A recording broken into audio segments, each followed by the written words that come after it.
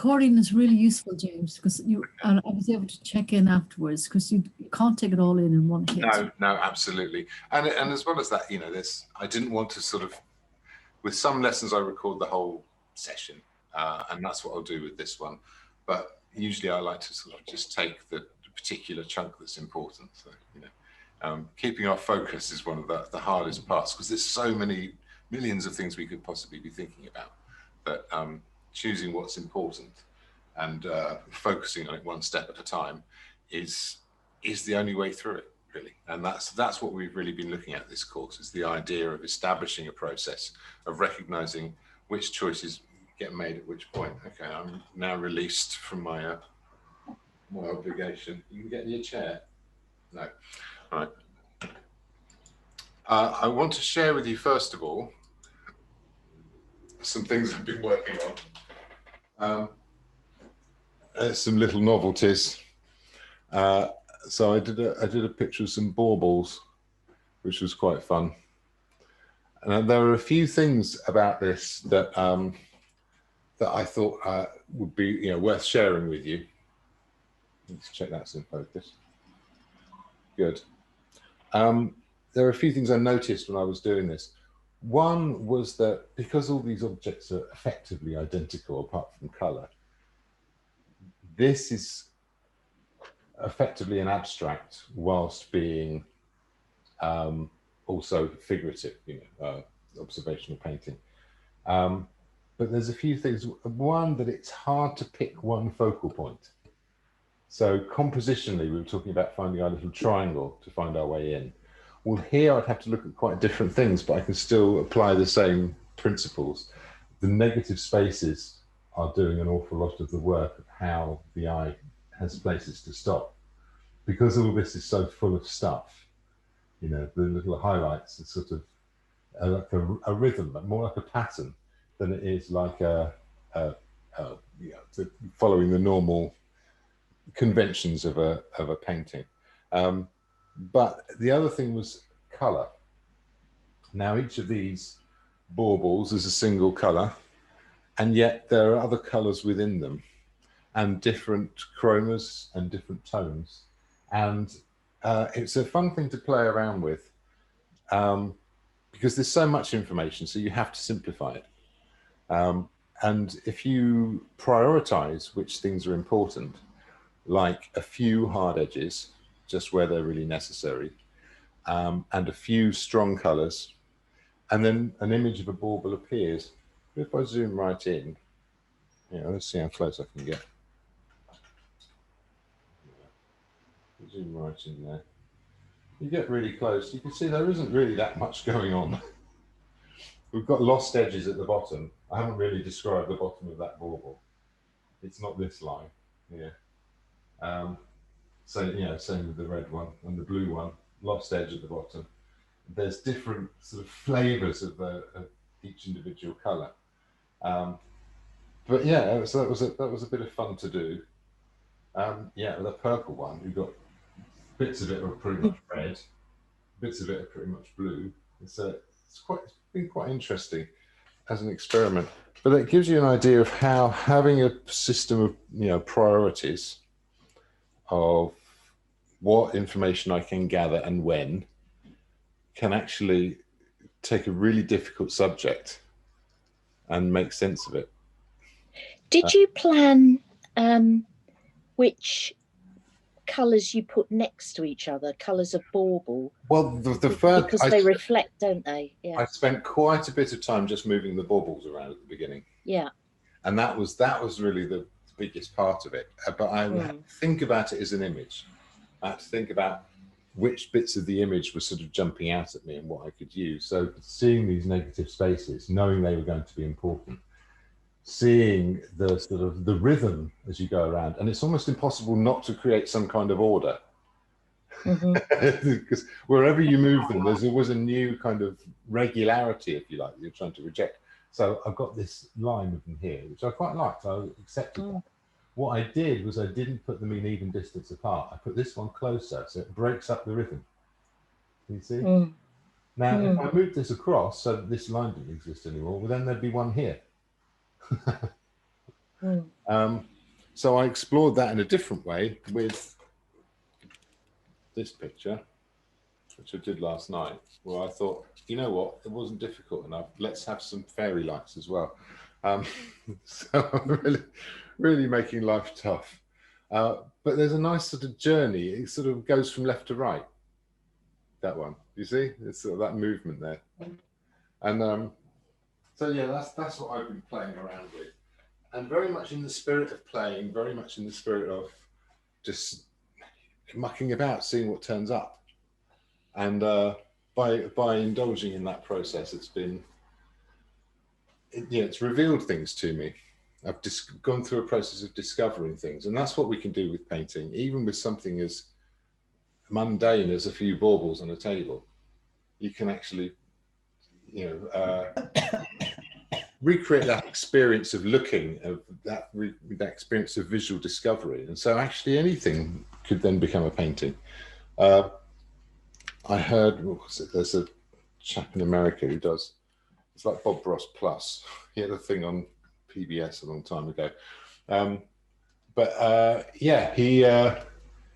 He said he sometimes tells his students, if you don't know what to paint, like upend a bin and then look at the rubbish as it falls on the floor and see if you can find a painting in there.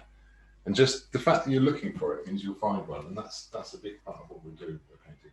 Anyway, I'll move that out of the way and return back over here. So again, so I can't do everything, obviously, but and if you've got any particular questions about particular techniques or approaches, do ask them, because the more I can change this course to meet your particular interests and needs, then that's good. But I've got here the two practice images I did. That one which I did that top layer on, and this one, which is what was underneath. That was just a ground layer. And what I wanted to explore today was a few ways we could do more with that that top layer, if you like. Now, I haven't even got the subject matter here. That's not how I'm going to paint with this today. But what I wanted to do was to ask some useful questions. I guess that's it. And then try and answer them and see what that can show me. Okay, I'm talking in riddles now, aren't I? Sorry. Okay, I'll be a lot more specific. I'll try and get this camera in a place where I can paint and it won't keep falling over and breaking. Let's move that across there. Okay.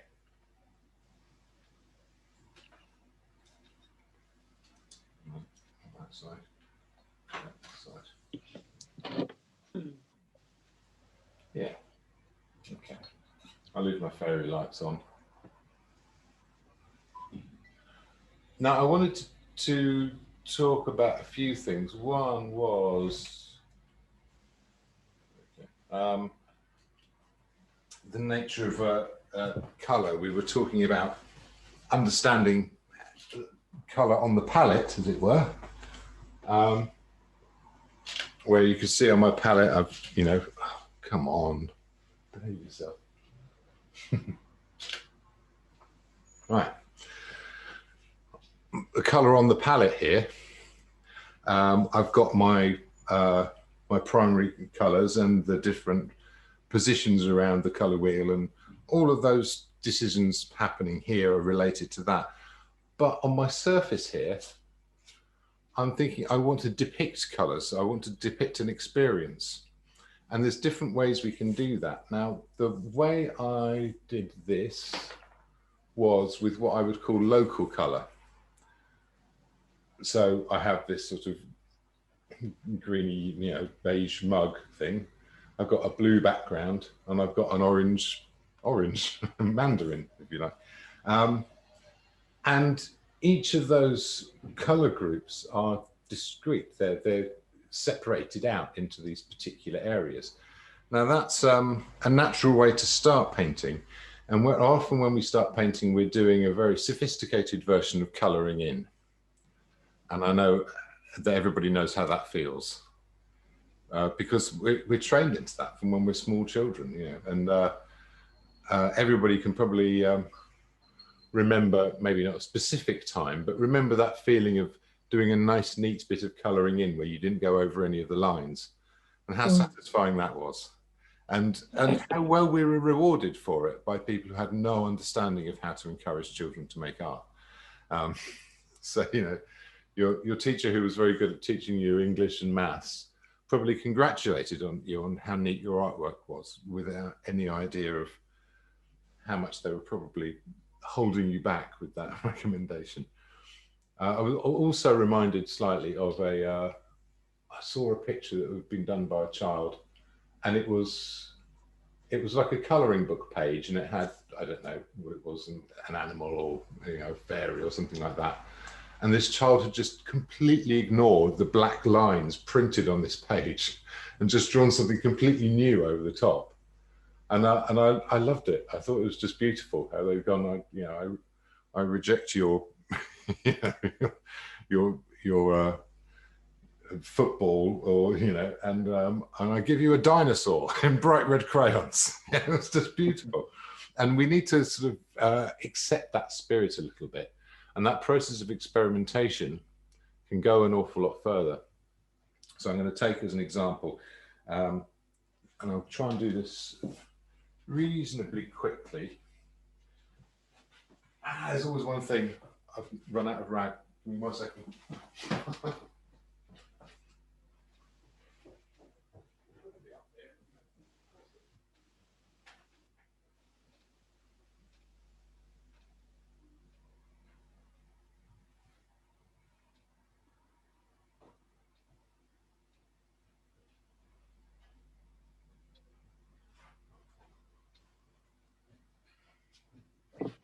Sorry, kitchen towels, very important.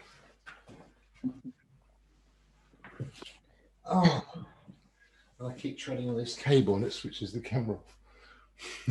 A million things going on. Right. Oh, sorry about that. Right, I was demonstrating some greens earlier. I'm going to move all those. Let's wipe that away. Put that yellow back over there, some lemon yellow. That's some more green. That's a slightly greeny blue. Maybe I'll leave that out. Okay. I'll just clear a space. That's some Prussian blue. Don't think I'll be using that. Let's move that over here, put it where the green went.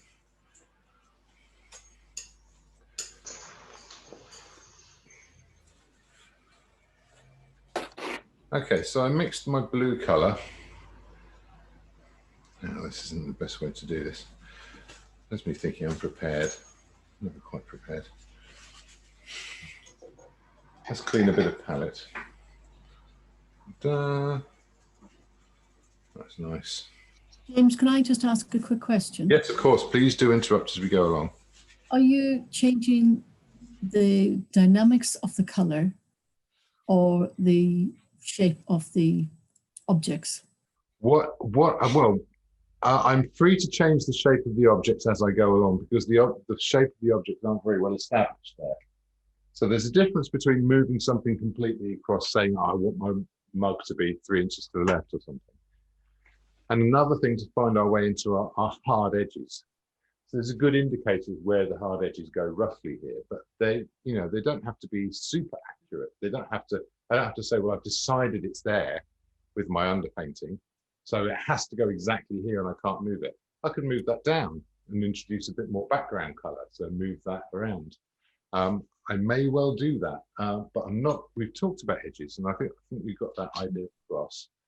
So yes. What I'm going to do now is I'm going to mix up that background color.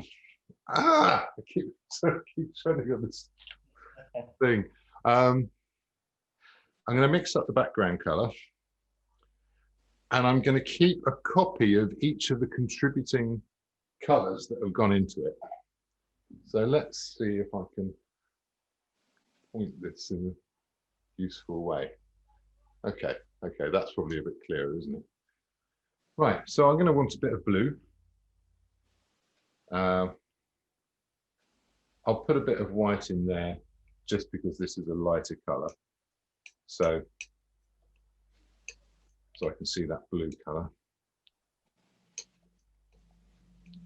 Okay, let's split that into 2 halves, shall we? So I've put half over here, and that's about the same over here. Yeah, they're about the same. Okay, and then let's have a bit of yellow. So I've got this cadmium yellow. So again, we'll do a half and half. So let's take half of that and mix it with this. Is that going to be too green? No, I think that's going to be okay.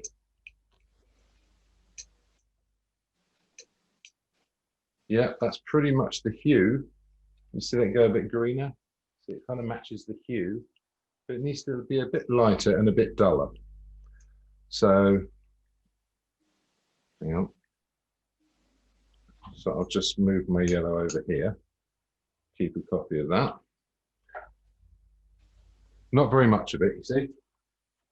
And so I'll have a little bit of white. Let's bring a bit of white into it.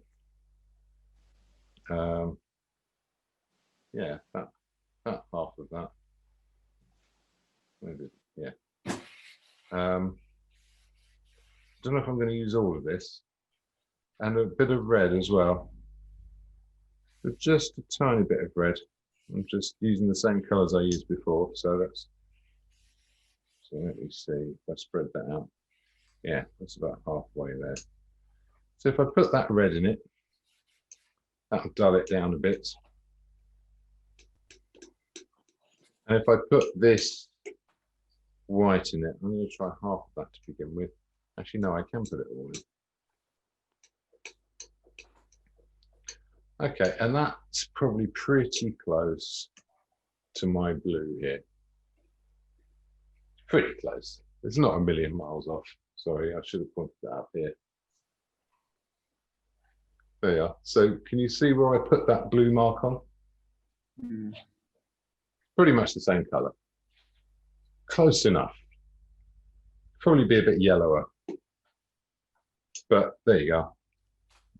It's in the ballpark. This is all the colors mixed together here on the palette there. Here, I have each of the contributing colors. And what I can do is I can, instead of doing sort of direct mixing of local color like this, I can do optical mixing. So if I put a pattern on the surface with these same quantities of colors, then I should be able to make this color, but so that it mixes in your eye. Oh, like pointillism. A bit like pointillism, yeah. Now, I can do that in various ways. So what I might do is I could, you know, if I make some of this a bit bluer, and then it probably needs a bit of yellow as well. So that's just as an experiment. Get a small brush. So if I put this on, can't see the canvas good. If I put this on here, you can see it's bluer. But then I could say, well, you know what? I'm going to want a bit of, a bit of the same kind of tone, but yellower. So I'll get some of that. I'll put a bit of yellow in it. And I could even go across into making it quite a bit greener now.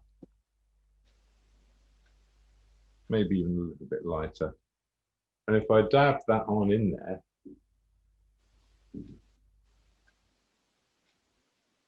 I could do directional marks. then I've got different colors showing through. Now this relates back to when we started. Louise showed us that she had a canvas which she covered with a nice orange color, and especially for a landscape, that's going to vibrate against what's behind. And it's a similar principle in that those colors are going to mix in your eye. So can you see that that looks pretty much the same now? Mm.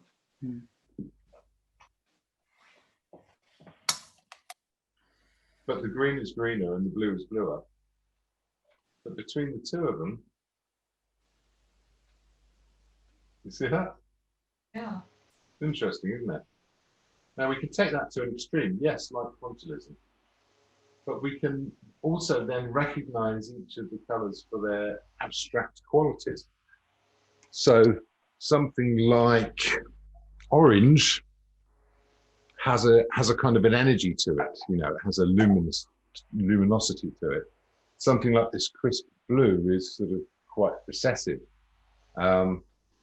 We could even put a grey on and then put much stronger colour in there. So if I were to go the other way, let's just mix a grey. Okay, a bit more red in that.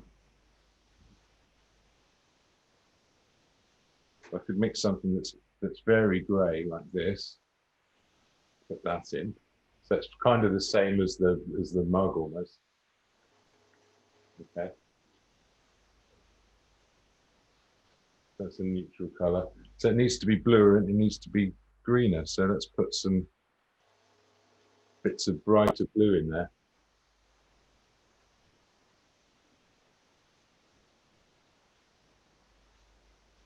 Do that. And let's put some bits of kind of orange in there, maybe a bit.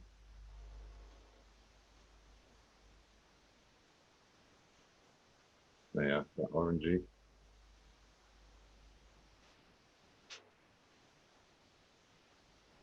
And so now we've got contrasting colours working in together. But again, it's a similar kind of effect. A bit more yellow in there, I think. Dabs of yellow. Loads. That's stronger colours. Put stronger blue in there. But a similar kind of thing happening. So it means I can work with stronger colours. And if I do that like this, let's take it to another extreme, just put that really bright blue on. That's a much stronger colour, but in order to take the mix down, if you like, I could mix effectively an orange with what's left over on the palette, which will also be lighter. And I can let it mix on the surface, but I could also kind of do more dynamic brush marks to get it on.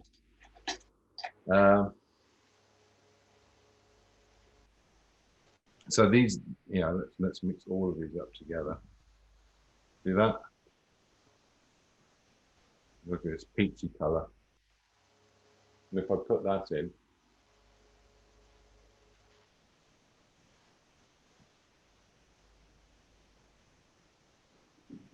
there you are.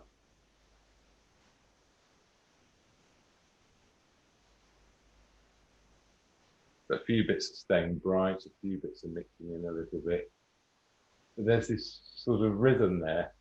This is especially useful if you're doing sea or sky, to kind of create a... So there's lots of different ways to get to that idea of a colour. There you are. Let's put a few more bits of that in there. And now if I zoom out, oh, so you couldn't see all of that, could you? I can see it on the camera here. There you are. Now, if I zoom right out, you see it all kind of turns into one thing. But if you go in, there's some patterns there. So we can do that kind of thing which is, you know, optical mixing. And we don't have to have those exact colors on the palette that perfectly match what's there. We can create accents, and we can affect the sort of the rhythm of the surface. Now, you could, you know, I'm doing flat marks there, but you could be doing descriptive curly marks, especially if you've got something which is kind of one color, but it has forms to it. And there's loads of different things you can describe in different ways that isn't just about, you know, those basics. Once you've got the hang of tone, hue, chroma, and the basic drawing, then you're kind of free after that. You know, there's an awful lot you can do. So you've demonstrated 3 different ways of depicting a flat surface behind. Yeah, but I've given it different amounts of rhythm. Yeah. Yeah. Could you use the same principle of mixing colour, which may not necessarily, when you view the object, be the right colour for that object, but that colour can help describe the shape? Yeah, Of exactly. the object. Yeah. Because you see people doing faces, don't you, in portraits, and putting an incredible range of colours onto that face. Yeah. Okay, so there's a few other things, like, let's take this orange, for example. And I won't go on too much longer with this. Let's make a bit more space on the palette again. Let's make a nice clean orange. So the orange, the brightest part of the orange, in fact, I did this too bright, it's a very high chroma. But that's a high chroma orange. It's going to be pretty much all red and yellow. Maybe a certain amount of white, but who knows? And we could discover where that balance is as we go along. We don't have to know it perfectly straight away. But we can know that this is the high chroma area. Yeah, we want to be using, you know, quite strong color. We don't want it to be as muted or as gray. But here, it's lower chroma. Can you see that? Okay, so in order to make that orange lower chroma, what would we do to it?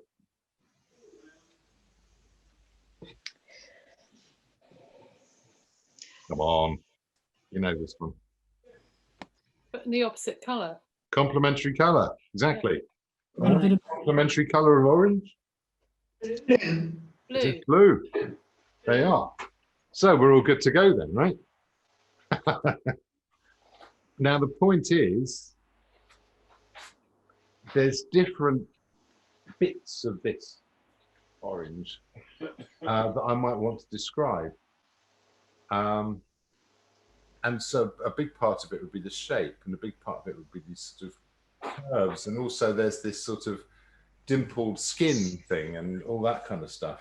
So I've got a ground on there, and I'm using a decent sized brush. I'm going to find my ingredients. Actually, I'll use the knife. Find my ingredients. I'm going to want some white in there. I'm definitely going to want quite a lot of yellow. Nice lump of cadmium yellow. I'm definitely going to want quite a lot of red. But I'm also going to want the blue.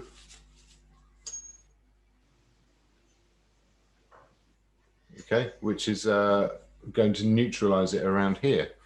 So how about I just use the blue to, I could try using the blue just for where it's in shadow. And I could mix some other varieties of what the blue can give me. So I could make a green. I could take some blue and I could go, you know what, I'm going to look out for this green color, which is going to use a bit of white and a bit of yellow and make it a bit darker. So now I've got a green color. That's sort of part of the family of complementaries. Okay, I could get a purple color where I could get a bit of the red. Pop that in. So that's a nice kind of purpley color there. So that's introducing the blue in a similar way. It's more of a shadow there. I don't know how much lighter I get away with making that. Make a little light one. So I've got these little families of colors coming out that are nothing to do with the orange. Okay, but I can use them in the orange to break it up. So if I were to, how would I do this? I'll work up towards the orange, I think. So I might start with this purple. Oh, I haven't mixed enough paint here. There you are. I'm going to start with this purple color, and I'm going to put that in there. Tonally, it's pretty much okay. So very much not orange. Okay. And I'm going to put that all around where the shadow goes. Or where there That's a are. bit shocking. It is, isn't it? It feels really wrong. Okay. But I'm going to get some of that green. I thought you were just going to do little weeny dabs of it. I'm going to get some of that green, and I'm going to do some, maybe there's some reflective shapes. So I could put some of those in like this. Let's put some of those greens in like that. I might even do a few lighter bits where it sort of bleaches out on the top.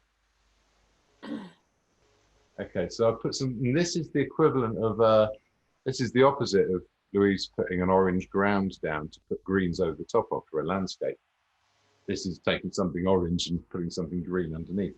And what I'm going to do is I'm going to introduce, let's make myself an orange. I'm going to take a little bit of white, quite a lot of yellow, a little bit of red. Okay. And I'm going to start introducing some, a little bit of blue, just take it down. I'm going to start introducing some orange to this. Okay, but I'm going to do it in the feel of orange peel. See, that's not, that paint isn't thick enough. Let's make more. I should be using a knife for this. I'll try and do it quickly, and that doesn't make any sense. I'm also going to make it redder. I think it works being a bit redder. Okay, so I'm going to put bits of orange peel in there. That sort of peely shape. Okay, where it gets greener, that might not be as much the case. It's definitely more orange on the top. Okay, and probably around here into the green. There's a bit of an orange peel feeling there. Okay, I might make it even redder in places as well. Let's go with a really red bit. So I might want to see more red in there. There you are. Maybe a bit more on that side. A bit more under here, really counteract that green.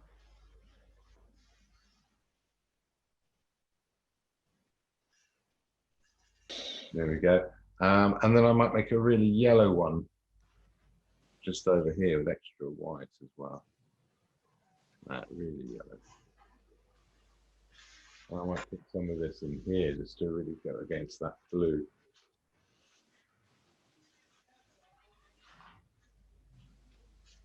That sort of travel all around there. Just doing this by feel, really. Yeah, let's just put some pure yellow on it, see what we can get away with. Yeah, that's naughty, isn't it? Okay, let's make the brightest orange we can make, and just put that in a few bits around here, just where it brightens up. So I'm doing a Pontilist orange basically, and that could belong in here as well, where there's that reflected light, that sort of half-tone light. And then the last thing would be to do a very bright version, which is mostly white, to be honest. Just where it catches the light in here. That's not bright enough.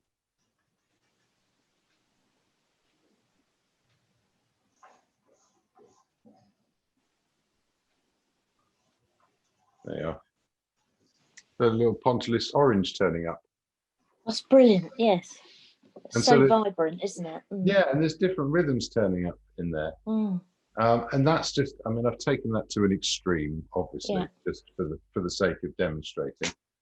But you know, if I said, well, okay, let's put too much red in underneath, right?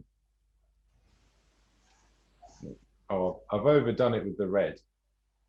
Oh no, what do I do? Well, I could just make that more neutral. I could, you know, put in a paler red or a softer red, or use a brown or something like that. But it's really the same thing as putting green in it. So I'm going to get this very, very bright green. And I'm going to put little dabs of that in there and watch it become not red anymore. Or I could even do it. Oh, green because it's the opposite colour to red. Yeah. Ah, right. So Yes. and now I could put the green in the shadow there, just to sort of really. Ah. Do you know what I mean? Oh, sorry, no. Mm. That's too much, isn't it? So I could darken that down. I could use like a No, I like that. meridian in the shadow kind of thing. Oh. You know, there's all sorts of things you can do to make these things jump out. Mm. So yeah, even if I wanted it to sort of look a bit washed out on the top, I could get a lump of white, mix a bit of green with that, just for that highlight on there. See how cool that looks? Mm. So these are all things you can play with, and these, you know, this ground is still showing through, so it's given me a context. But you know, I mean, that green on there was that. What was I thinking? Let's have a bit more of it. Yeah. Oh, I'm enjoying that. So my ambient light is turning up, and I'm getting a really intense sort of color coming out of that. A bit more reflected light under there, I think. Nice. It's just silly, isn't it? Then I could say, okay, that's too green. Make it bluer down here. Let's put some more blue in that shadow. It's still, you know, the opposite of the orange. I could put some more yellow in it here. Bring it into the foreground a bit more. And so suddenly there's this whole extra story going on with the lights and the shadows. That's about something different. It's about a different feeling. Let's put some blue around that orange just to make it jump out. But now it's too blue, so I'm going to make it a bit redder in bits, just to sort of harmonize it. And I borrow a bit of red, put that in there as well, so it'll go opposite the green here. So see, there's this totally different sense of color, but it's still following the same rules. Let's start to turn up like that. And so that's me thinking it's not so much in tones as in colors. You know, if I wanted some reflected light at the front, I could turn that up and do the same thing with color. I can get some of this peachy color and put it at the front here. Yeah, a bit of reflected light off the front of the orange. See that?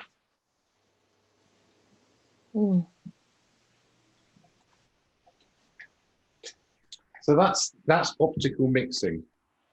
Lovely. So you don't always have to be filling in whole areas like you're colouring in.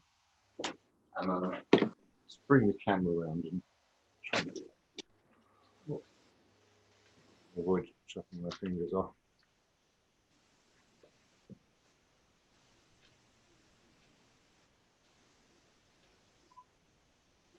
There you are. And we can see you can do it, you know, we've got that original green on the side here. And then we've got the optical mixing where it's really subtle next to it. And then it becomes less subtle. And then it becomes, you know, contrasting colours, you know, creating this proper pitter-patter rhythm, you know. So there's different levels of subtlety you can choose. But yeah, you can get those colours fighting each other to jump out.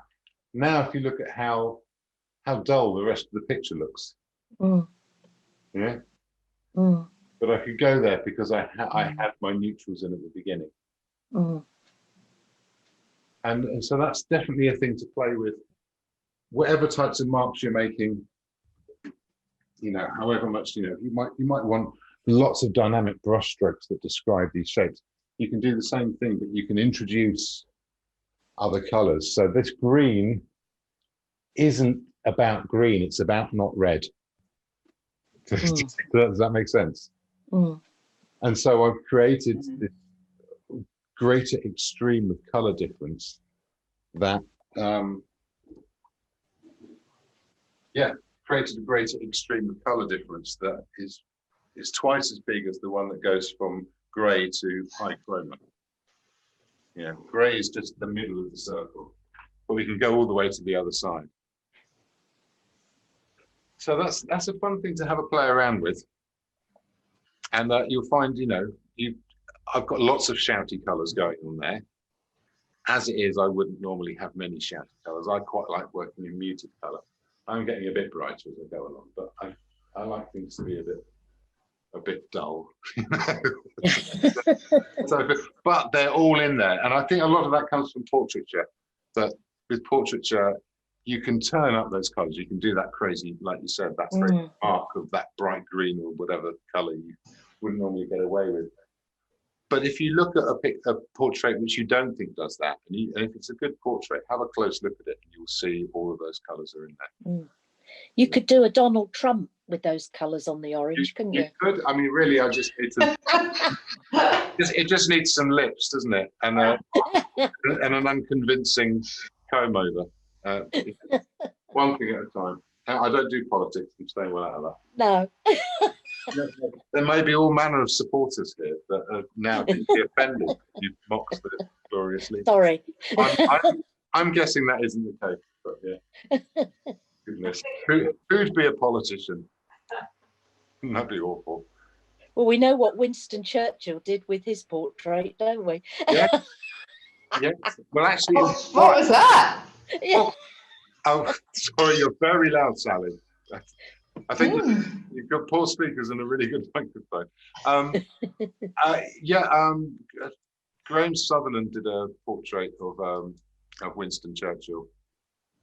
Sutherland was quite the anti-war socialist, like a lot of people were after, you know, going through that kind of thing. Churchill was very much a wartime leader. That was where he was, you know, most useful and, you know, an important figurehead at that time with everything that was going through. And so he wanted to be seen like that, even though he was getting a bit old and decrepit. And Sutherland absolutely picked up on this sort of, you know, man who represented this monstrosity of a past age, you know. And Churchill wasn't a big fan of it. His wife hated it so much she took it into the garden and burnt it. Which I think is, you know, that's, as far as I'm concerned, that's an extension of the work of art. One thing was to make the image, but that art wasn't finished until his wife had taken it out and burnt it, because otherwise we just wouldn't remember it. Yeah. So that's the thing that's given it its significance. Much like the Mona Lisa is famous because it was stolen. The Banksy shredded picture. Yes. Yeah. Yeah, that was a good stunt, wasn't it? That was brilliant. Yeah, and made it more valuable as well. So. Yeah. But yeah, so what I wanted to do next was to talk to each of you and have a look at sort of what you're painting, especially if it's the painting you're on now, if it's the painting you've done before. Yeah, I'd like to discuss sort of where your style is showing through, recognizing some of your own tendencies of how you naturally want to make pictures, and how we can enjoy that, let it, you know, become something, you know, what's the next thing in your path, your journey, and where you're going. And yeah, if we can understand what happens when we put a brush to paper or to canvas. Oh, sorry, I'll just mute you and say, Joe, there you are. then we can learn to love our own marks, which is very important, and we can learn to recognize what our voice is. And I think that's sort of a big battle in terms of having a practical and positive way of going forwards, because you get any artists in a room together, and from teaching I've seen this a lot, and you ask anybody what they think of the people on either side, and they'll think they're really good. Like, unless you've got a complete beginner next to you, you know, you'd go, oh, well, that's really good, and I love their sort of mark making, and that's really accurate and detailed, and that's really good. And what do you think about your one? I'm not happy with it. And this is a really, really common thing in our experience, and we all do it, and we all do it to ourselves, because only you can see right into that picture of what it could be, of what you want it to be, and of what it's at the present failing to be. So you move on to the next person, they'll say exactly the same thing. And learning to recognize that that's just the thing that happens, that you don't really get to choose your own voice, you get to explore it. It means that, you know, that's the secret to style. So, but yes, so I think backwards. This is all going in the wrong order. So people often ask me, like, how do you develop a style? Well, you don't choose one and go, I'd like to paint like that. You can investigate that, but you'll still end up, once you've ingested like someone else's style, it will still look like you know, you'll look like you're influenced by it. There's nothing wrong with being influenced, but exploring our own style, how we paint, how we see, and how we can communicate that to people. It's easier than you think, which is the thing that's encouraging. So I wanted to have a look at that. Does anyone want to be a volunteer to go first? Who's got a... I don't mind being a volunteer as long as nobody's allowed to. Now, can we see over your shoulder to what it is you're doing?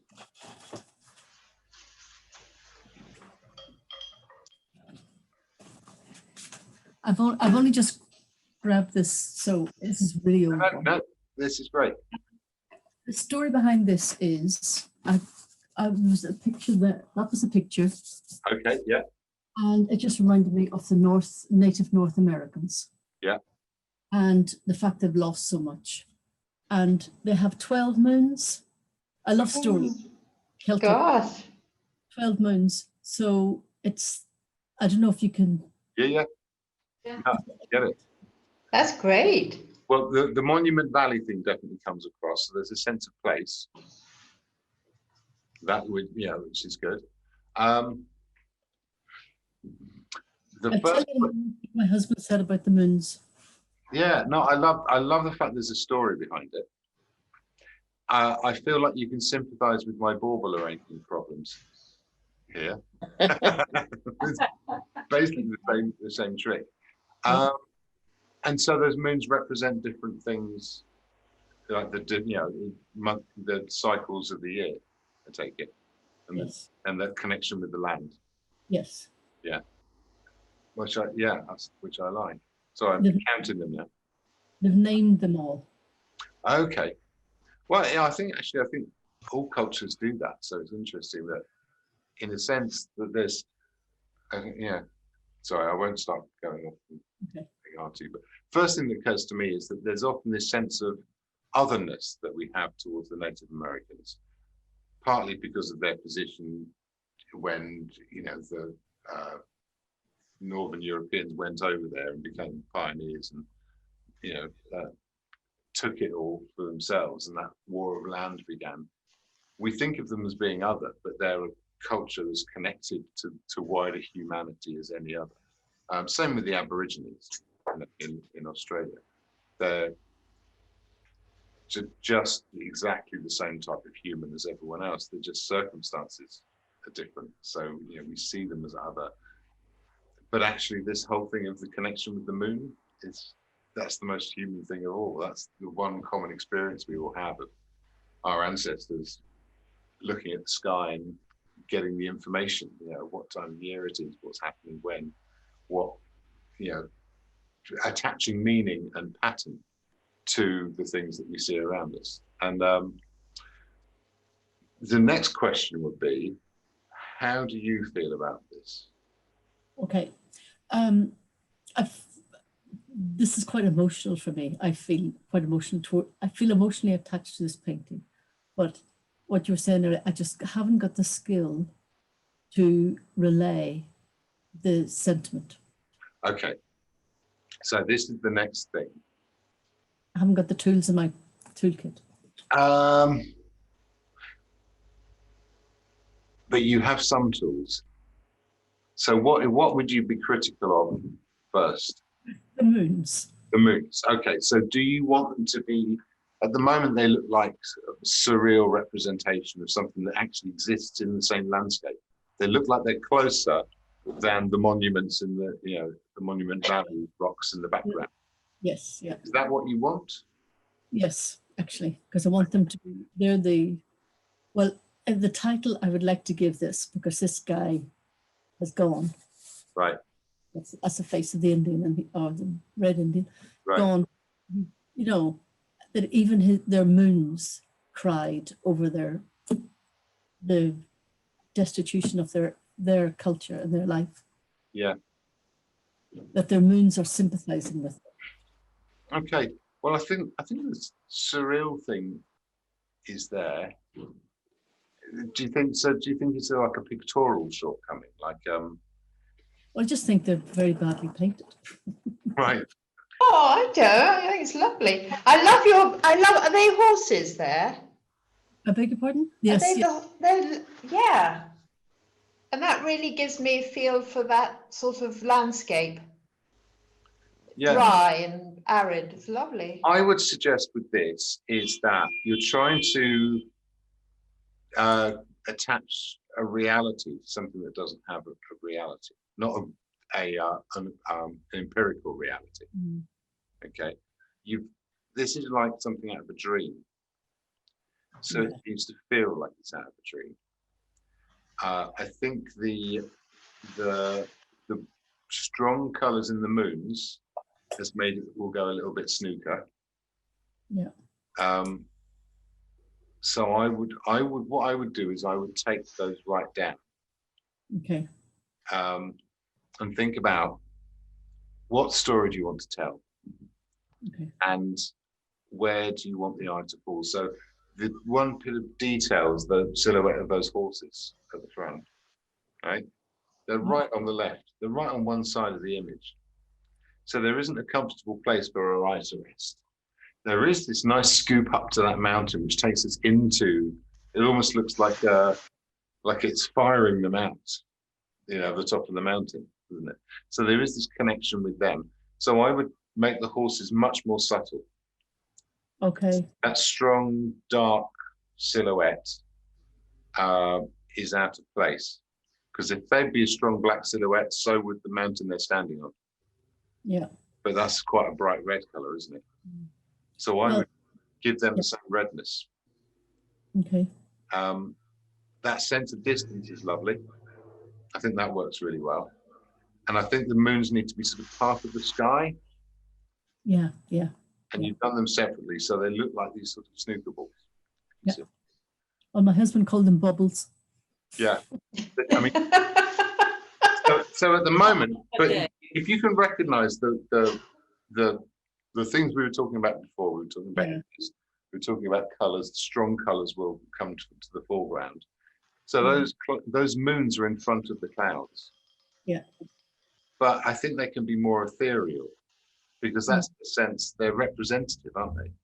They're more like spirits. Yeah. Like you say, you want them to be sort of, and yeah. So I would think of them as spirits. I would think of them sort of,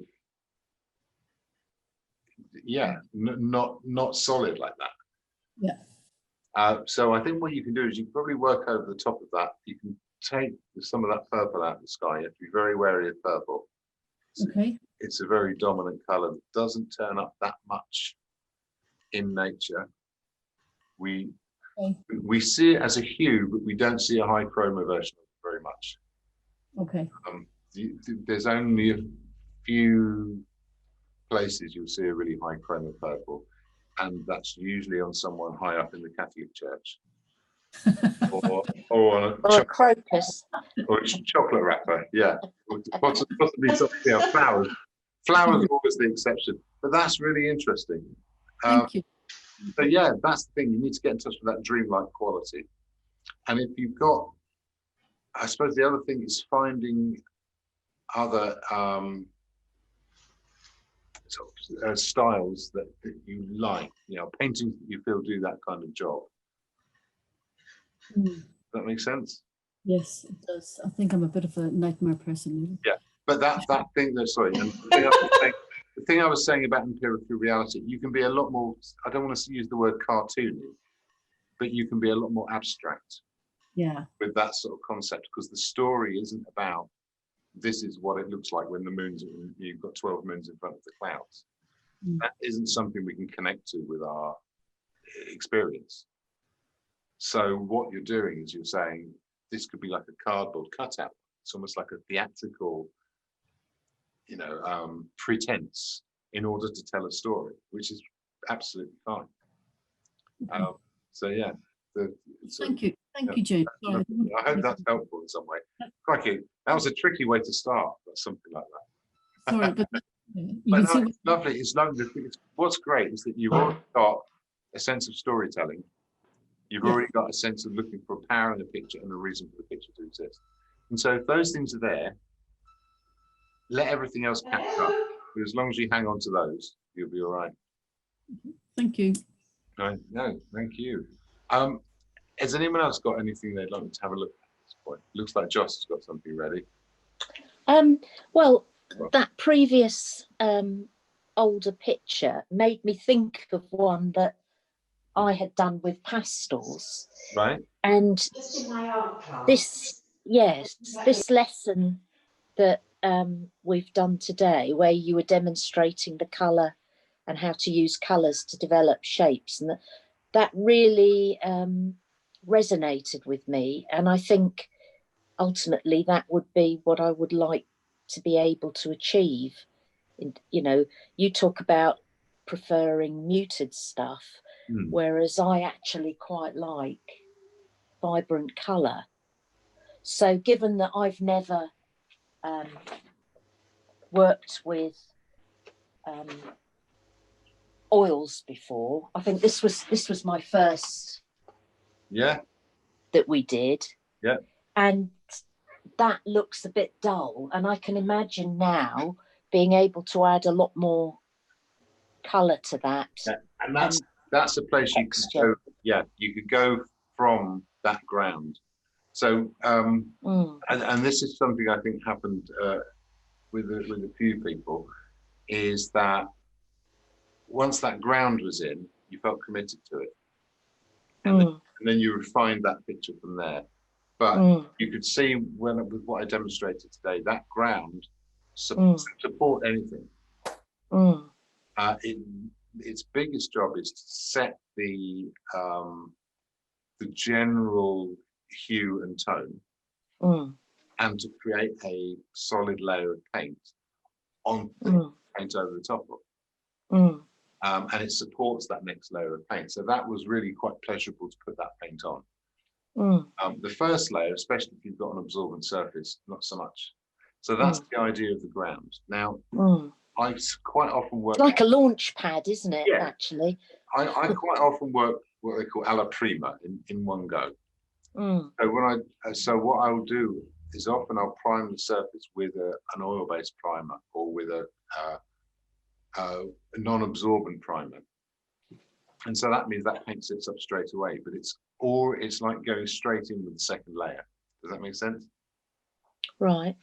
So I haven't got that forgiving paint that I can go back to. If I wipe it back, I'm back to blank canvas. Oh, right. Even if I put a mid-tone on so that it's not white shining through, there's still... So what would you use then to do that? Well, there's a few things I'll use. I have Michael Harding makes an acrylic primer, non-absorbent acrylic primer, which I have been using. But before that, I would... And you can put oil on top of that? Yeah, it's for oil painting. yeah. So this is the trouble with some of these terms. Mm. When it says acrylic primer, it's not primer for acrylics. Oh, I The primer see. itself Yeah. is an acrylic polymer Yeah. base. Yeah. Which means it dries quite quickly, and it's it's easy to apply. Other than that, I'll quite often use a alkyd, a thinned alkyd paint, Don't know what the- which is basically an oil. It's a fast drying oil paint. Alkyd is a type of resin that Right. can be used as a substitute for linseed oil. I don't really like painting with them as much, but yeah, it's an oil-based resin. So you wash your brushes with white spirit, but it dries very quickly. And it's also present in a lot of oil-based undercoats and things like that. Now, traditionally, there would have been a layer of usually lead white, because it forms a very strong paint film. So it would be very good for painting on top of. You can get it again now, but it's horribly expensive. So it's not the best idea. But really anything that doesn't suck up the oil and the spirits out of the paint will make that paint sit up straight away. And so your ground layer does that for you. The advantage we have with doing a ground layer is we get to play with the things that don't matter yet. We're not having to think about the details or getting the colors right. We can just get the composition. We can move things around. So that first layer of the drawing, we're just chucking some dark and light about. We can work it back and go in again. Once we've got a ground layer on, yes, it will suck the oil out of that. But that dead layer will seal the surface, and it will do it with try using that neutral layer as a launch pad. So that if you decides to go in that with brighter colors and you didn't like them or they were too strong, you could just wipe them back and you'd be back to what you have there. That's the advantage of it. Okay, that was my second one with mark making. Yeah, that we did last week. Exactly, we've got some personality coming through there. Yeah, and that I could now work on in the same way and look for different neutrals. Or I actually got whatever was left on my palette, and right at the end after the lesson was using the palette knife. Yeah, because it was about mark making, wasn't it? So I was slapping it on. It's taken all week to dry. Yes, it will take a while to dry. But now have a look at it and look at how present that color is. I mean, it's the sort of thing that won't really show on a camera. But you can see when the paint gets thicker, how much more it sort of holds that color up. And that anyway, this week I prepared a ground because I've got a different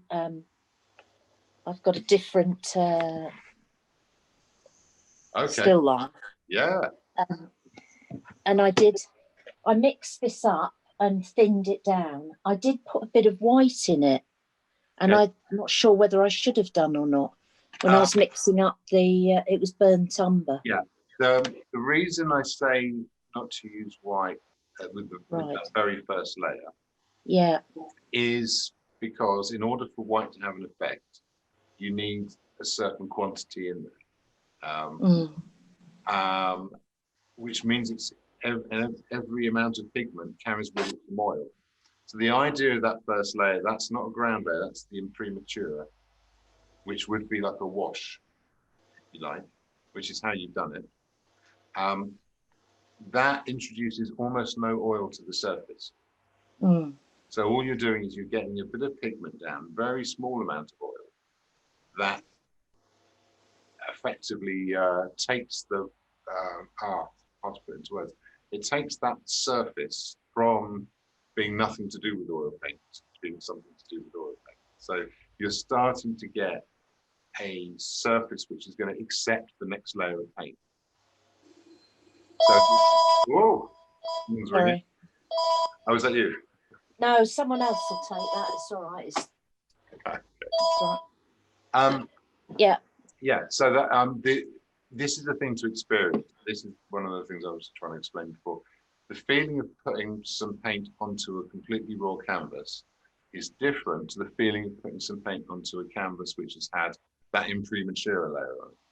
Yeah, that was different because that was straight onto the surface. It Yeah. did feel different. It does. Yeah. And so this is what we're talking about. So it's if I go back to work on a painting which has been left to dry for ages, I'll give it a rub down with some white spirit, just because that Oh, right. needs to hit something Mm. where it will start to stick to it. It will interact with it. So that's all we're doing. But at that, yeah. So if you introduce white, if you need something to be lighter, you'll end up putting too much light in, and effectively you're putting in a first layer of paint while you think you're still doing the imprimatur. As long as you know Right. what's the case, as long as you're aware, like, oh, there's quite a bit of oil going on this now, I'm on to the next stage. As long as you know Mm. that, then you're still Okay. in control, and that's okay. So there's no rules in a sense like that. Right. But yeah, it's a good way to start. Mm. Again, you can skip all that. I'll do paintings where I go straight in kind of top layer, but there's nowhere to hide when you do that. So, which is kind of fun, but it will fail more often. But again, it's kind of fun. I quite enjoy doing that. Okay. But to get your confidence up, that's what it's useful for. And when you don't need that anymore, leave it behind. So yeah. Thank you. No, I would say enjoy. I like that picture you showed me with the pastels. So have a go at turning up the colour, but start from the And new start using some complementary colours and stuff. Yeah, absolutely. Give it a try. So when you've got those other, okay, yeah. So the thing I would say is, if I went back to my picture, Mm. if I blended in all these colours on the orange, what do you think I'm going to end up with? Brown. I'm going to end up with that. Yes. Mud. Yeah. So if you look at it, if you look at the mixing optically, Mm. you see that? Yeah. It's Yeah. interesting, isn't it? So in a Yeah. sense, that's a representation of what I'm thinking of being the contributing factors to these colours. So though these are total colours, there's this distinction. It's still not a massive difference. But you put an initial few layers and then you went on to demonstrate how you could change all that, didn't you? Yes, yeah, exactly. But that ground is also underneath the one on the left, remember? Yeah. But I quite liked it at the earliest stage where it was really in your face. Yeah. And still describe the object. Yeah, absolutely. So that's a choice you can make. And if you want to have bolder marks, and I need to get another light on here. Don't like this as much. Yeah, if you want to make bolder marks, you can absolutely do that. Have an experiment with that. But it's recognizing what happens at which layer, how prepared you have to be at each layer. So yeah, it's an interesting one. That. But, yeah, no, I think that's one kind of fun. Also, the picture you've got up at the moment.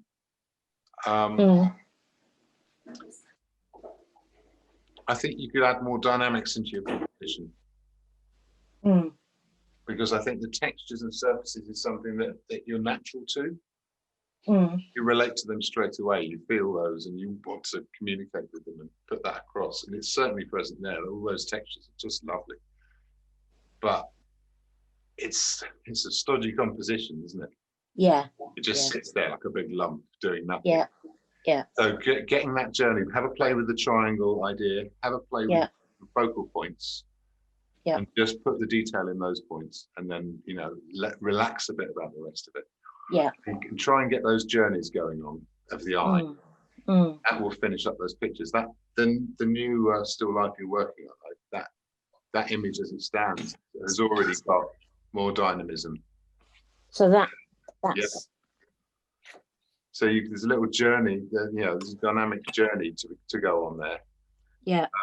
As I said, with my baubles, I spent about 15 minutes moving them around, moving 7 baubles around a table until it felt right. And I still wasn't happy with it. I kind of went, oh, well, that'll have to do after 15 minutes. I was interested what you were saying about how important the negative spaces were Yes, to absolutely. help your eye move around. Yeah. And again, I mean, this is drawing stuff, so you know,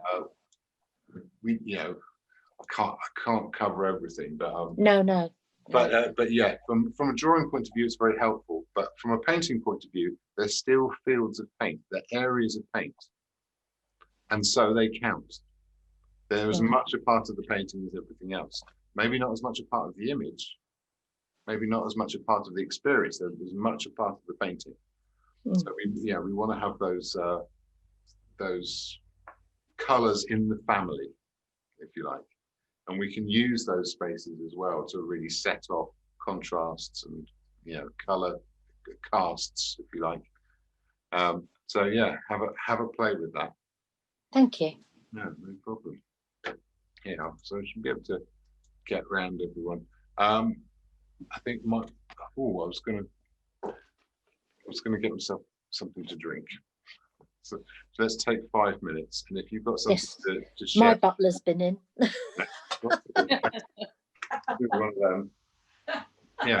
So, how much do you pay him? but anyway, I'll have a little I'll have a little whip around the rest of you and see what you've been doing. And oh, thank God for that. You've taken me off the screen. Sorry, I suddenly realised I'd left you up there, but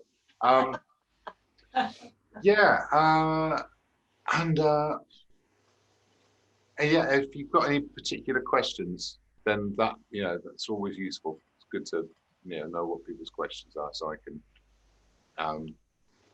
try and fill in any gaps that I mean, obviously there's a million gaps. There's much you can do in 5 weeks, but or anything that you feel you'd like me to go back over if you feel like I haven't made it clear enough. So, although I talk too much already and I keep repeating myself, so I'm going to have a cup of tea now. I recommend you try the same. Right, cup of tea.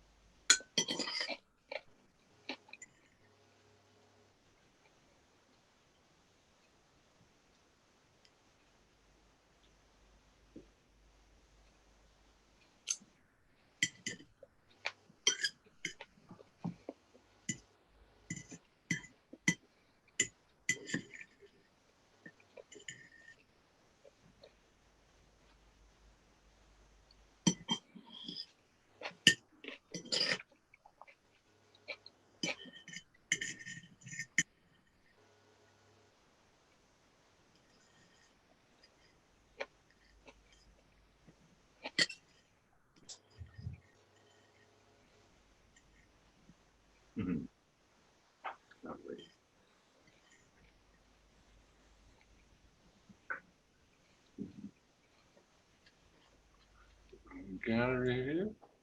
Super. Looks like Louise is prepared. Got a few interesting things there. A moment. Oh, so that behind you, that is ambitious. I did that years ago. My Lovely. two boys, they're now 32 and 30, so you can work out how old it is. And I did it from a photo. Wow. Yeah. But it was quite fun. But I hate green for some reason, or I used Yeah. to. I'm getting used to green now. I was talking about greens earlier. Yeah, So maybe I'll touch on that again. these are oils. I tend to overwork watercolor and acrylic, but the thing about oil is I like the fact that I'm able to sort of stop when I feel Right. Yeah. not overworking. That was one I did again a few years ago. Lovely. A landscape. Yeah. Well, River Usk in Wales, that was. And last year we did an outdoor alla prima and on plein air, if you excuse me mixing my French and Italian. Yeah. We did some landscapes Right. Yeah. from the hill.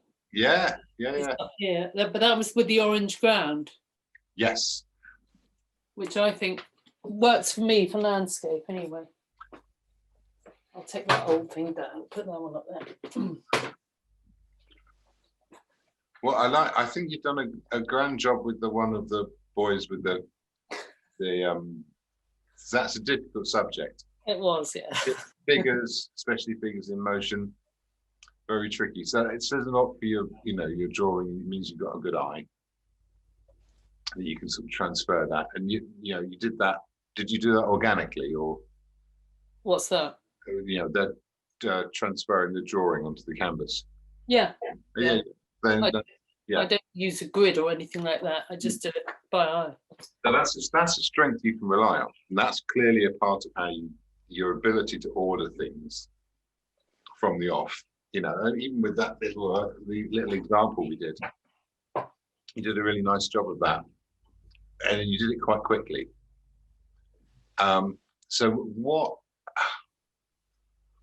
So I'm guessing you don't think too much about when you look at your pictures. You're not critical of the drawing, right? Sometimes I am. Well, okay, but once you get over that hump pretty quickly, right? And you're into the realm of getting color on and trying to get to a feeling. Yeah. And okay, sorry, because when I look at pictures, then I have to try and turn it into words, and it takes me a moment. So bear with me. But yeah, that one on the canvas, on the easel behind you, it's got a real quality to it, but it's begging to be something more. Do you know what I mean? There's more to come, and I think it's a good place to stop. I'm not saying you should do more to that one, but I think you've got to get yourself a chance to do a few pictures to the point of destruction. That thing of knowing where to stop is great, but also knowing how far you can take things is also a useful thing. So yeah, I think, right, what I would suggest is you try to use that limited time approach which you've developed, where you get the picture in and knowing where to stop. And that's something I said about still life, is that you knew when to stop. Once that's done, if you haven't got to the point where you're really exploring some some not necessarily mad ideas, but the more exciting ideas, what happens if I do this? What happens if I put this color? What happens if I try and really pull out this contrast, or really make something out of these sorts of brush marks, or whatever it might be? If you're finishing a picture before you get a chance to do any of that, you need to do something. So you can either carry on with some until you get a chance to do that, but then once you've sort of got some things you like playing with, like turning up certain bits of color, like working with different brush marks, maybe working the paint in over and over. Especially with things like skies and stuff like that, they can often feel like they're too flat. Foregrounds can often feel like they're too flat as well. Then you can kind of take that particular approach and you can plug it into that simpler approach. So rather than going, oh, well, I'll just put this in the meantime, you know, before I do anything exciting, because I know it will work. You can just skip that bit. You can go straight to the, okay, this is where the part is going to happen on this picture. This is where it's going to get really interesting. And yeah, because I like that freshness and I like the fact that you're in touch with that. And I think that's that's definitely a part of how you paint. I mean, the fact that you've chosen oils because it provides you with that is good, you know, tells me that that's something that you want to find, something you're looking for. But if, yeah, you need the opportunity to overwork some stuff. Right. Okay. So give yourself that chance. I think sometimes having just doing pictures in pairs, Yeah, can be really interesting, because then you can let it go through the process and then take the one which is less successful and go, let's go mad with it, because you've got nothing to lose. And that's the thing, that's hard to put yourself in a situation where there's nothing to lose. Greens, right.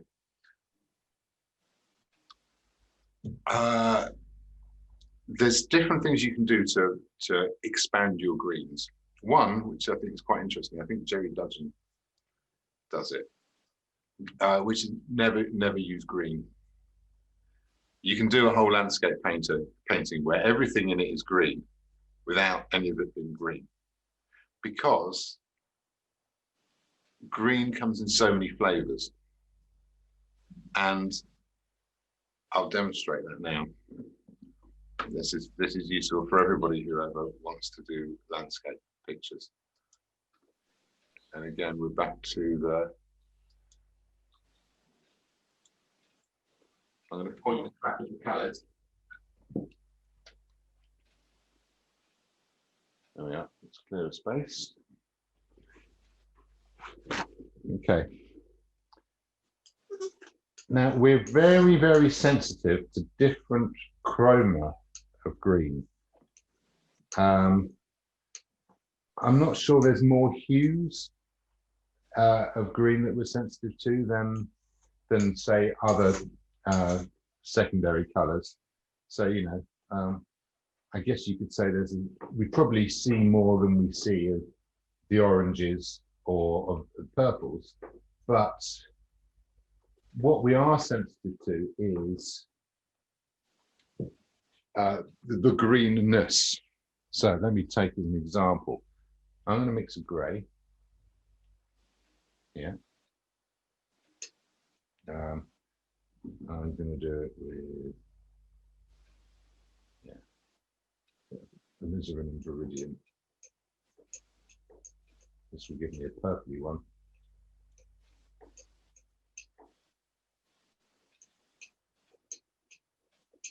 And put a little bit of orange into that. Just to grey it up a bit more. Okay. More than that even.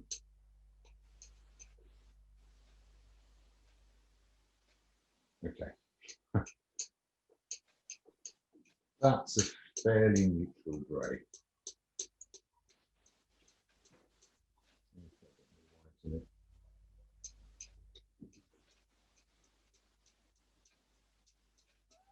Okay, now if I take a grey like this, and let's take a lump there, and I'm going to put a little bit of yellow in that, tiniest amount. Okay. It's got yellow, but you wouldn't call it yellow, would you? Let's add a bit more yellow. That's a proper big blob of that there. I'm just chucking quite a lot in here. So that's definitely, you can definitely see that moving towards the yellow, yeah? Mhm. What colour would you call that? So I'll move that up a bit. I don't think you'd call it yellow, would you? You'd call this yellow, but you wouldn't call that yellow. It's getting more greeny, isn't it? It is. It's got. We'd include it in the greens. Mm. Okay. But I didn't make a green. I used grey and yellow, and yet it's sort of found its way into the green. If I take a bit of this grey and I put some red in it, yeah, there's some red. Let's pop some of that in, a bit more even. Let's pop it in. Okay, you see that getting redder? Mm. Okay. So you saw that get redder, but would you call it red? You see where I'm going with this, don't you?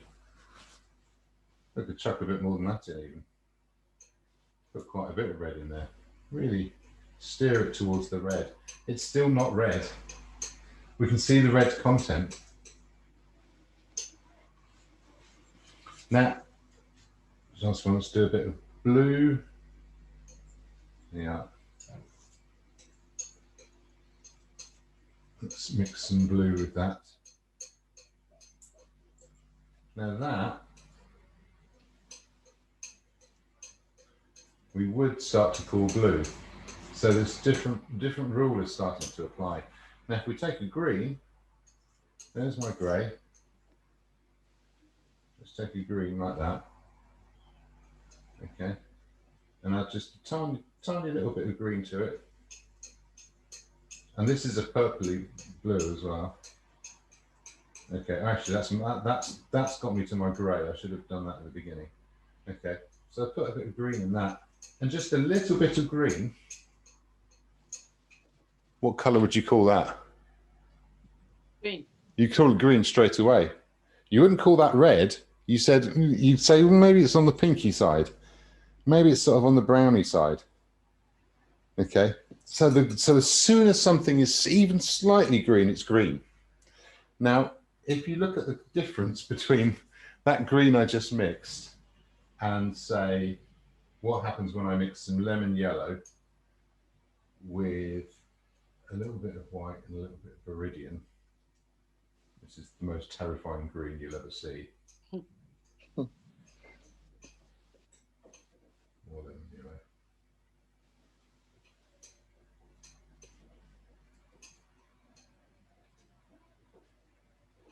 Look at that. I didn't even clean the knife, so I could make a brighter one. But yeah, is that still green? Weirdly, it somehow is. But that's really green. And so we've got this vast journey from here to here, which are all called green. Do you see what I mean? They're all in that visual category. So actually we've got this vast range. So if I were to take that yellow and just use that instead of a yellowy green, let's make a yellowy green over here. Oh, okay, I've got red in it. Such an idiot. Let's try that again.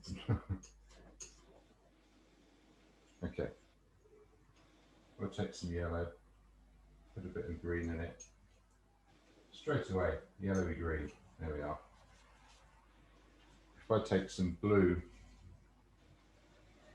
yeah, put some green in it. Need a bit of white in there too. We've got a bluey green. So that's a big range as well. And then we've got all the way from the high chroma to the low chroma colours. So really the secret ingredient to all greens is red. And think about the colour that contributes. If you kind of take green out of the equation, we can say, well, this is yellow and this is blue. And the blue and the yellow are far more important than the green because everything's going to fall into that green category. You know, even this did at the beginning. Do you see what I mean? So pretty much, you know, most of the browns, you know, you mix, a brown has to get really ready before we call it brown. Otherwise we call it green. You know, if it's got less red in it than it's got blue and yellow, it's a green, it's not a brown. Of course, it's still a brown, it's still related. And so if you imagine doing a landscape with these colors, suddenly a whole load of other options appear. Can you see that? Mhm. Because that goes, you know, where the yellowest goes, you've got that. Where the bluest goes, you've got that. Where the green is strongest, you've got that. Where it's weakest, you've got that. And where it's really weak, we can actually go over into these other colors, but they'll harmonize.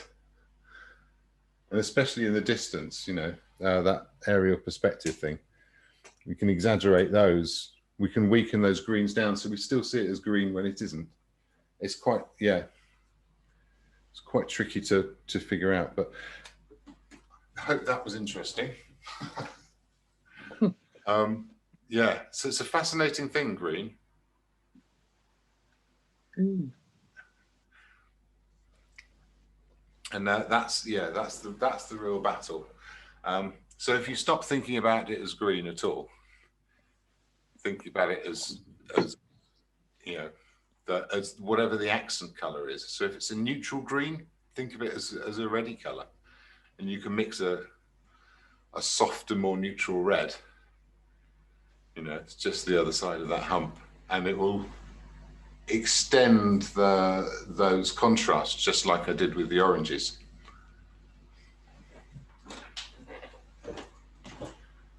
So yeah, remember this? Well, this is a kind of a green, isn't it? It's a bluey green. Well, that's blue and orange, or peachy orange, if you like. That's a sort of a yellow and blue, but they all make the same thing, which is, which is a kind of a green. But yeah, so those accents are a big part of it. Oh, sorry, shouldn't put that there. Yeah, so I haven't even introduced any red into those. There's definitely room for it. Anyhow,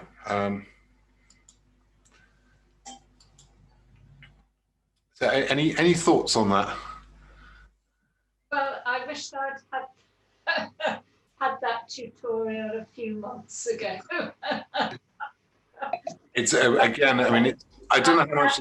Yeah, I'm going to show you my landscape. Please because do. I think it's linked to what you just said, which is my ballard, this is called. This is Swanage. Oh, You probably can't actually see it clearly, it's a bit fuzzy on my. yeah, but I can see the balance. Yeah, that is looking from the Molam Theatre in Swanage across to. Okay, yeah. So that's really I've signed in inverted commas. I can't do anything more on that. I just can't do it. I won't go there. I won't be satisfied with it. And that's Once you've gone through the process, yeah. So this is the thing. You're drawn to detail. yeah. Okay. And I'm gonna sit. yeah, I think that's the thing to be aware of. So, but you have got a natural sense of composition. So, Well, I'm going to have to say that was from a photograph, which I took. Yes, you can't argue that, but the photograph wasn't that shape, was it? oh no. But you've made compositional choices. Yeah. You've made it about the sea because the horizon is high, so that feels natural. That headland is a big stripe. It is like a barrier, isn't it, for that bit of Swanage? Yeah, well, of course it is in Swanage because. But the position of the figures on the beach is a really pleasing balance. It's yeah, you kind of feel like you're with them looking out to sea, even that gap in the waves. So that sense of a journey around the picture communicates really well. And I think that's a natural strength you've got here. Your desire to put in detail is working against that. Yeah, well, this is just what I'm learning. Yeah, and don't feel bad about it. The point is there's nothing wrong with putting in detail, but it's a matter of who's in charge. And the part of you that's in charge of that needs to be the part of you that's looking at the composition, that's looking at the journey, the overall image of what the picture says. understanding where the focal points are. That gap in the wave, oh, I'm just throwing things on the floor, that gap in the wave, that, you know, those figures on the beach in the foreground, and maybe just sort of the edge of the headland. Yeah, that's very much They're the focal. the focal point. Yeah, That's the only places you need detail, yeah. proper detail, careful detail, which I think you enjoy doing, so you should. There's nothing wrong with it. There's nothing wrong with the tiny brush. It's a matter of rationing ourselves, allowing it to turn up when it's needed and not anywhere else. So what I would suggest, yeah, is let's have a think about that when you look at the picture. Think about where you did stuff and you think, I didn't really need to do that.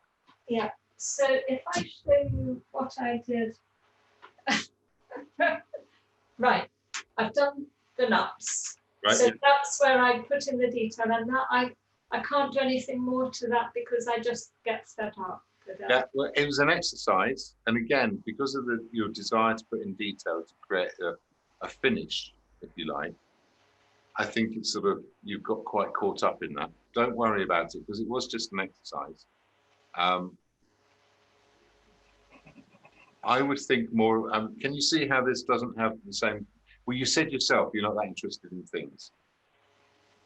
I in some ways, I want to take that back a little bit because of what you've done today with the experimentation with mark making and colour. Yeah, so there are things to play with, but really what's interesting is that where you had that photograph, like a flat, small photograph of a beach, you know, it's kind of a boring thing. But real objects in front of you are kind of exciting. You can pick them up. But you found a beautiful composition in that flat photograph, which means that that's something that interested you and your compositional brain got in gear. But here, even with the actual objects in front of you, it's just that pile of nuts just right on the right. It just does nothing. And I don't mean that as a criticism. I mean, that's an honest reflection of how you feel about these objects. That you It is, because when I look at this, I always want to move all the objects. Right. And so I just want to pick them up and move them. Yeah. So give yourself some time turning that image of that few objects into a painting. So it's also telling that you've managed to cram everything right onto the canvas. Right? Nothing's going off the edge. No. That pot on the left, imagine moving that across until like a third of it was going off the edge of the canvas. And then scattering the nuts across. So some of them are half off the side and some of them are scattered in front of the squash or whatever. Think of how interesting a composition that could be, how your eye could journey around it. And ask yourself why you haven't done those things. And it's because of the importance of stuff. Once you focus on it, this is why also the same reason you do detail.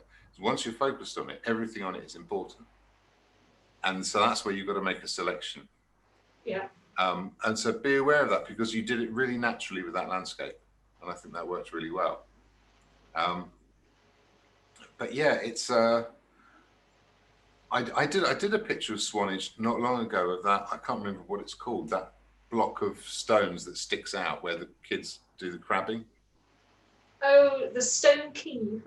Is it Stone Quay, they do a lot of crabbing there. Yeah, so I did a painting of that, and what was interesting to me was just how little was going on in the background. Yeah. But yet how important that headland was. It's incredibly important. I've just read the book, don't know if you've read it, Penny Denton on John Nash. Oh, okay, right, yeah. I just got back from Cornwall actually, and I read it while I was away. And this is what he experienced. It's you know, he went through this sort of dreaming, which touches on our previous part of our conversation today. Yeah. With the moons, the 12 moons that made me think of that. And this is what he said, that this Ballard just absolutely, I hadn't realised it when I did that landscape.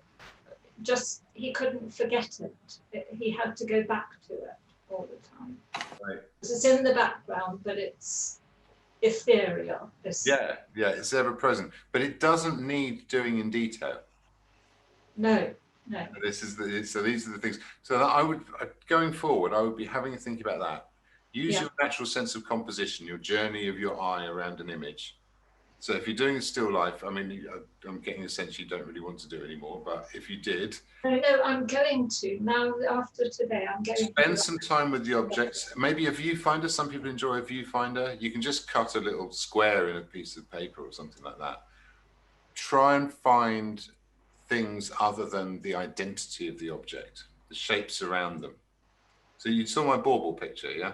Yeah. So there were baubles going off the sides. It was the spaces in between that made the journey through the image. Similarly here, it's the shadows that connect together that make a journey through the image. And at the moment, it's quite a boring journey, but the actual things themselves, beautifully depicted. So trust that as a strength. Yeah. I don't think that's the thing you have to try at. Let that just be what it will be. When you go to do detailed, you'll just, trust yourself, enjoy it, but make those decisions from somewhere else. Let that composition guide you. And have a play with that. But I think there's a lot of rough stuff underneath that would look really nice if it were just left. So have a play with that. I look forward to seeing that. Yeah. Well, Okay. thank you for sharing that. Well, what I'm challenging myself that I will do one still life before the next course, following the various stages. That's my challenge. Okay, right, excellent, good stuff. Well, thank you for sharing that. I was going to go across to Sally. I'm going to have to ask you to unmute Sally. I muted you earlier because there was a conversation going on.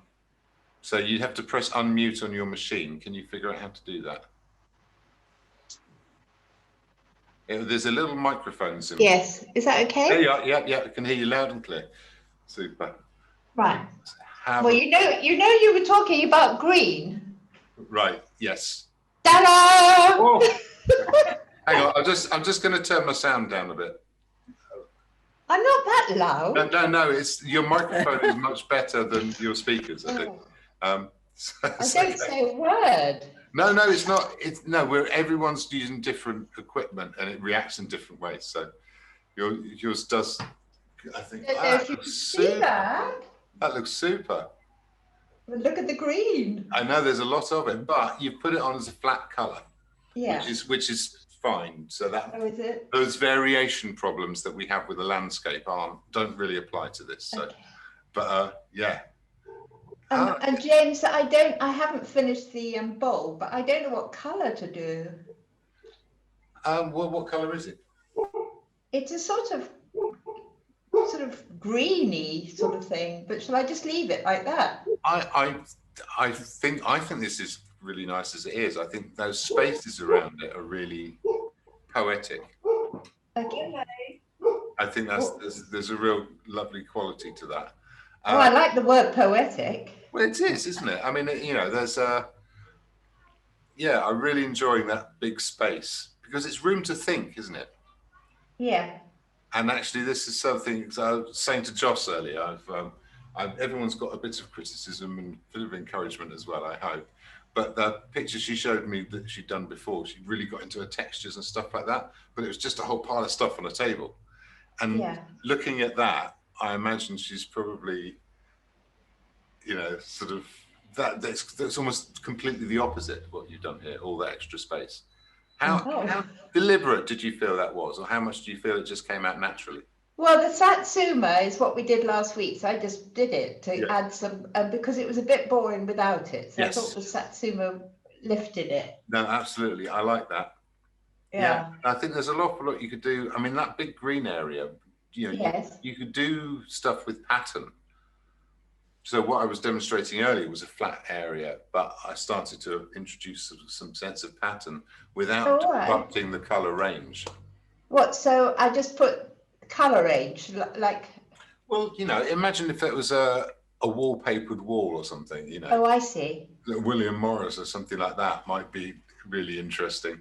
But only, but you could just work with a very small range of colours, so it's still effectively just a green, or even if it was stripes or something, you know. oh, I see. Okay. Yeah. I mean, I'm not saying do that with this, but it's No. a thing that we can, if you like big areas, Yes. you can break them up. You can create, we can create other visual qualities like rhythm. Yeah. Okay. You know, vertical lines would work Yeah. against that diagonal. Right. Oh, I There's lots of see. things, lots of things to play with. And honestly, I mean, you know, that's just off the top of my head. Yeah. But if you play with it, and if you be aware of how those big spaces are doing the job compositionally with this, it makes the apples look a little bit lonely, but I rather like that. I tend to paint things like that. Oh, well, I'll leave it because I was worried about the bowl. No, don't worry. But I like the choice with the green as well. It really brings out the red of the apples, doesn't it? Yeah, that was my initial thought. So I like it. Oh, thank you. Yeah, it's good. Yeah, well, I think that's definitely a thing to have a play with in future, is sort of try and spot that early on of how you do your composition, of what, you know, where you've got blank areas and where you've got a journey. So the Satsuma really helps because it's somewhere for the eye to go, isn't it? Yes, yeah, it really helped that because it was looking a bit sort of, because it's a big canvas. Yeah, absolutely. Yeah. Oh, good. No, glad. I'm glad you got that. So yeah, I don't know if there's much to say about that. I think you've done. I would say I think you've got to, seeing that you go through that painting. I think you went too neat too early. Yes, I did. Yeah, I must admit, that. I haven't done my video thing, I'm afraid, because I've loved the course, but I got a bit confused in what I was supposed to be doing at the beginning. Well, no, that's okay. I mean, in a sense, you know, I think it's sometimes best to just drop yourself in it and go along. Yeah. Because I've crammed way more in than we'd want to. But then it suddenly clicked, and then I realised what you were wanting us to do. So it really helped. Good, good. So yeah, so next painting, try and, you know, remember that. Yes. And like, don't put as much pressure on yourself so soon. No, relax and know that you can, because, you know, all of those details and stuff you did at the end, you could have had something much rougher underneath and still done it just as well. And my Satsuma I love, and that's because you showed us how to do the form. Is it form? No? Oh, form. Yeah, well, I mentioned that, but you know, that's something clearly you picked up on.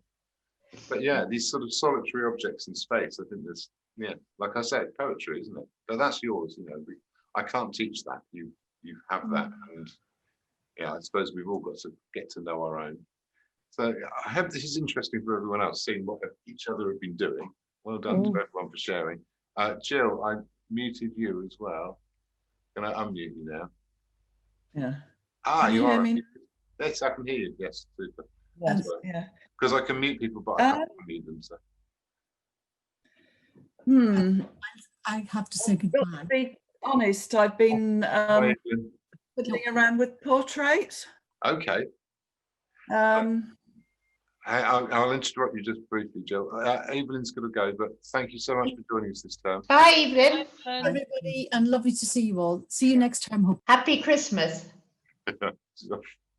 Smashing. Oh, Jenny's found her way in. Yeah. Sorry, Yeah. Jenny. I was just saying, I think the reason why I joined this class was that I sort of did it the other way around. I started portraits, right, never having used oils before, right, and found out struggling with mixing and colour. Okay.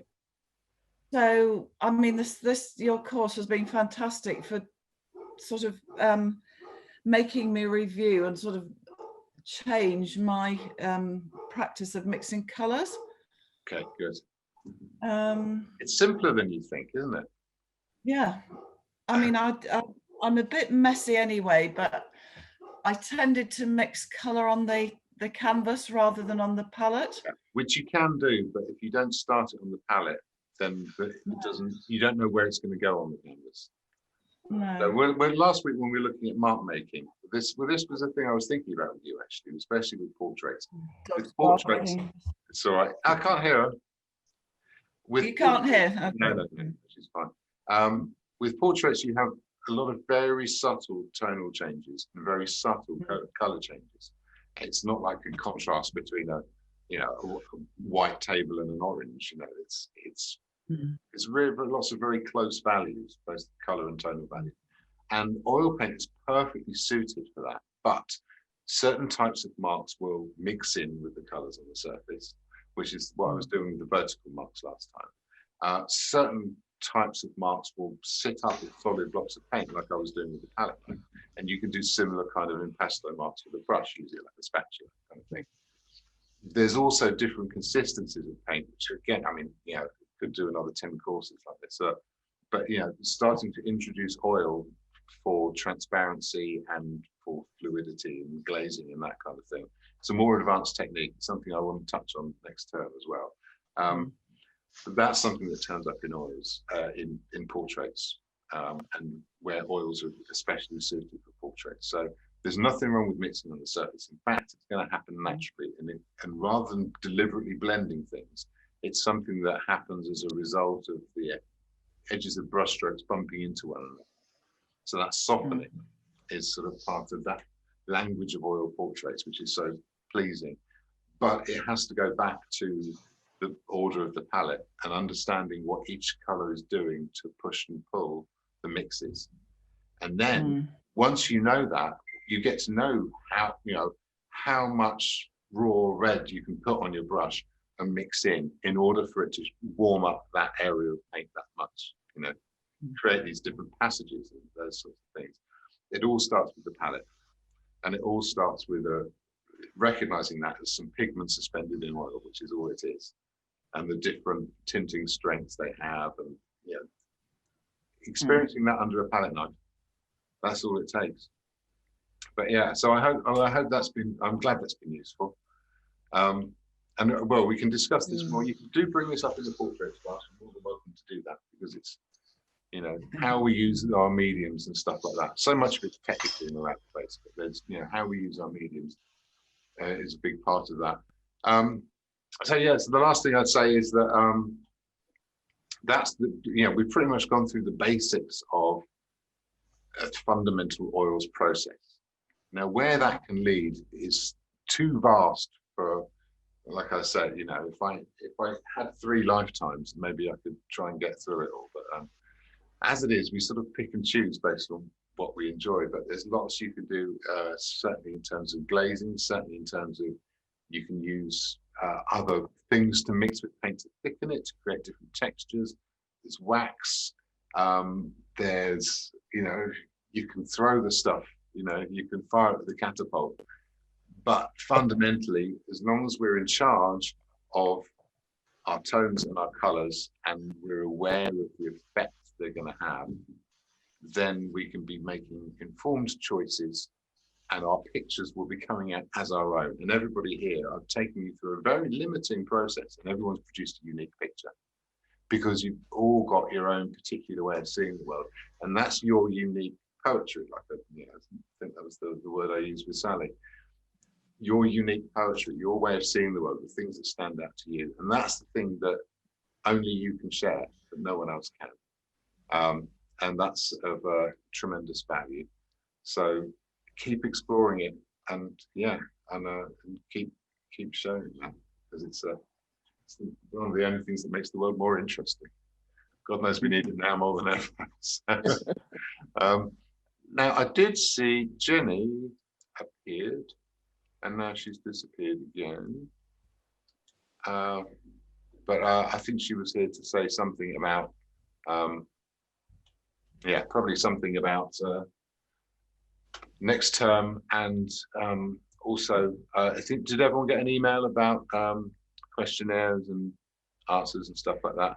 Yeah, I've got to do it. Yeah, well, if you have time to, I completely understand if you don't, because I know what it's like. But be great to know what you think. In what way it's useful. We always aim to keep improving these things and make it useful and entertaining and of value to everyone. So, and also, if you've got an idea of what you'd like to do next, my idea is to run the course again with the same principles, but reaching out into additional things. So I'd like to touch on glazing, and I think everybody would probably be able to say that they could do this again. You know, you pick a different subject matter, but following this process through, especially having done it like this a few times, you know, and everyone's I think most of you have done it twice, you know, or you know, I mean, Sally's done it once, but in a very complete way. So she's really in touch with that process. Going through it again and saying, okay, I want to introduce more of these kind of marks with an idea of what's coming next. Going, oh, well, I know what happens after the ground, so I'm going to be thinking about that when, you know, preparing for the next thing, visualizing the picture you want to make, establishing that process so that it's a thing that allows the thing that you're really interested in to come out. That's the idea of it. So hopefully it will continue to be useful, and hopefully if we get any beginners along, we can carry them along with us and help them along. Thank you. It's been a real pleasure to do this. Thank you so much for your support and for Thank you. Thank you very much. Thank Thank you. you. Happy Christmas. yeah, have a super Christmas and New Year, everyone. Yeah. I very much hope we'll see you next year. Okay, bye. Bye-bye. Bye. Take care. Bye.